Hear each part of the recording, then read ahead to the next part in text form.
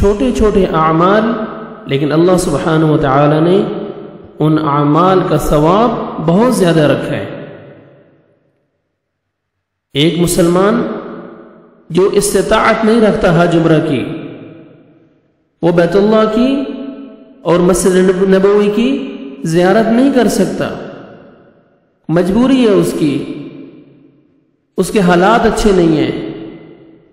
مالی طور پہ کمزور ہے، لیکن وہ ان اعمال کو اگر ان اعمال پر عمل کرتا ہے تو اللہ سبحانہ و تعالیٰ کی رحمت اور فضل کے ساتھ اس کو حج عمرہ کا پورا ثواب عطا کیا جائے گا۔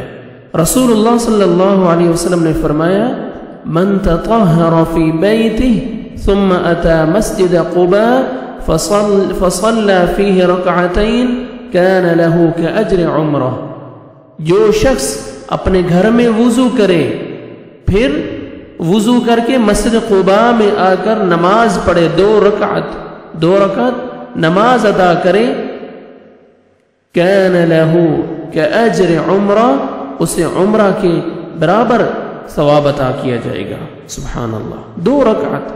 دو رکعت آپ نماز پڑھیں،